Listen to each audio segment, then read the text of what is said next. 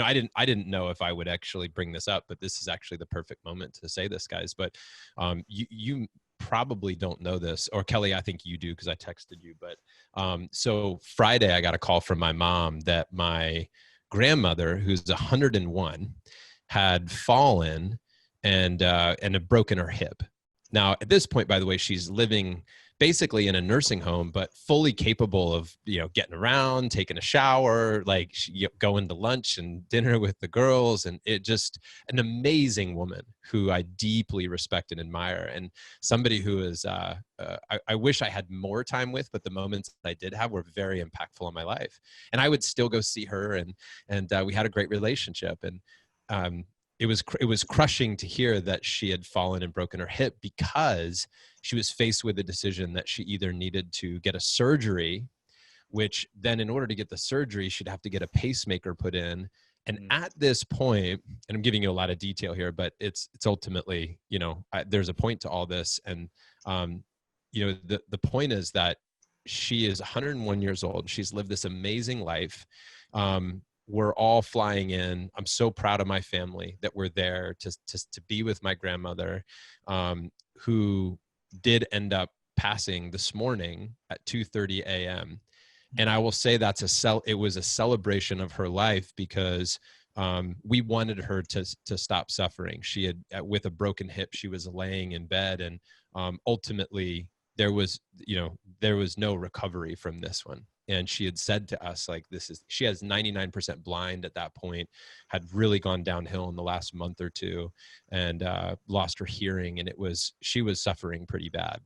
And if you can imagine, when they had to turn her to go to the bathroom, they had to turn her onto her broken hip. And I've never heard my 101-year-old grandmother scream. It was crazy situation. And the reason I bring all this up, and the reason I share a little bit of the graphic nature of this, and the reason I wanted to give you some of the detail was because this was an incredibly moving experience on many levels. It was both heartbreaking and it was inspiring. And it was so many emotions all wrapped up into one.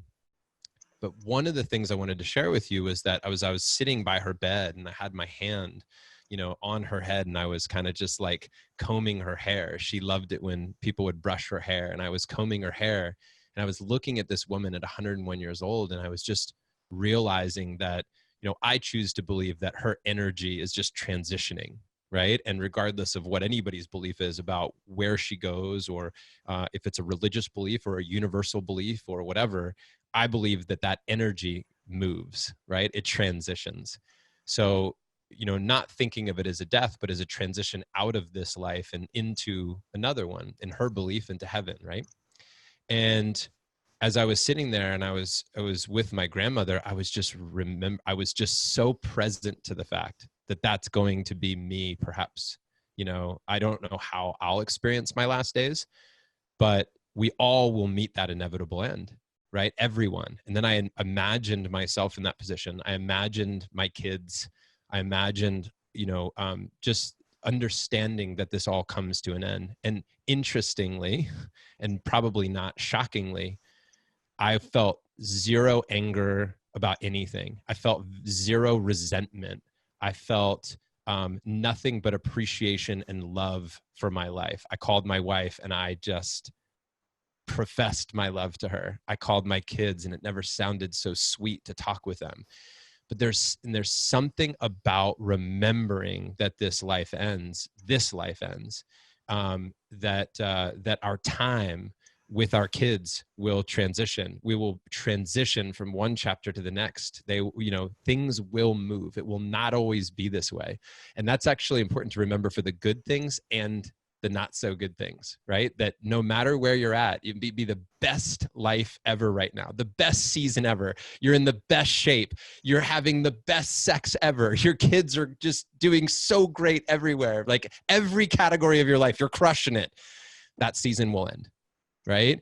And at some point it has to, because everything is cyclical. Everything's a season. Everything's a season.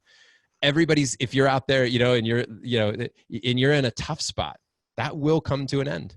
Everything is seasonal. Everything is cyclical. Everything will change. And when I remembered that, that change is inevitable, man, I had to be so present to the fact that this time, and that's what Brad, your chart there just sparked that with me. It's like, this time is so important right now.